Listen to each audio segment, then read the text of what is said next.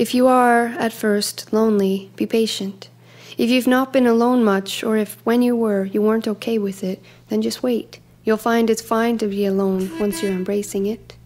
We could start with the acceptable places, the bathroom, the coffee shop, the library, where you can stall and read the paper, where you can get your caffeine fix and sit and stay there, where you can browse the stacks and smell the books. You're not supposed to talk much anyway, so it's safe there.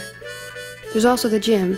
If you're shy, you can hang out with yourself in mirrors. You could put headphones in. And there's public transportation, because we all gotta go places. And there's prayer and meditation. No one will think less if you're hanging with your breath, seeking peace and salvation. Start simple. Things you may have previously avoided based on your avoid being alone principles. The lunch counter, where you will be surrounded by chow downers, employees that only have an hour and their spouses work across town, and so they, like you, will be alone. Resist the urge to hang out with your cell phone. When you are comfortable with eat lunch and run, take yourself out for dinner, a restaurant with linen and silverware. You're no less intriguing a person when you're eating solo dessert and cleaning the whipped cream from the dish with your finger. In fact, some people at full tables will wish they were where you were. Go to the movies, where it is dark and soothing, alone in your seat amidst a fleeting community. And then take yourself out dancing, to a club where no one knows you. Stand on the outside of the floor until the lights convince you more and more and the music shows you. Dance like no one's watching, because they're probably not. And if they are, assume it is with best and human intentions. The way bodies move genuinely to beats is, after all, gorgeous and affecting. Dance until you're sweating, and beads of perspiration remind you of life's best things, down your back like a brook of blessings. Go to the woods alone, and the trees and squirrels will watch for you.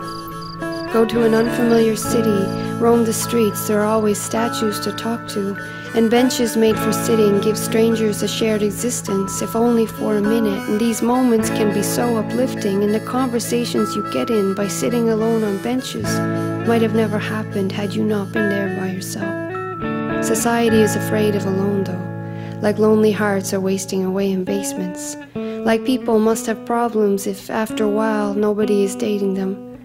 But lonely is a freedom that breathes easy and weightless, and lonely is healing if you make it. You could stand swathed by groups and mobs, or hold hands with your partner. Look both further and farther in the endless quest for company. But no one's in your head, and by the time you translate your thoughts, some essence of them may be lost, or perhaps it is just kept. Perhaps in the interest of loving oneself. Perhaps all those sappy slogans from preschool over to high school's groaning were tokens for holding the lonely at bay. 'Cause if you're happy in your head, then solitude is blessed and alone is okay. It's okay if no one believes like you. All experience is unique. No one has the same synapses, can't think like you. For this, be relieved. Keeps things interesting, life's magic things in reach. And it doesn't mean you aren't connected. The community's not present. Just take the perspective you get from being one person in one head and feel the effects of it. Take silence and respect it. If you have an art that needs a practice, stop neglecting it. If your family doesn't get you, or a religious sect is not meant for you, don't obsess about it. You could be, in an instant, surrounded if you need it. If your heart is bleeding, make the best of it. There is heat in freezing, be a testament.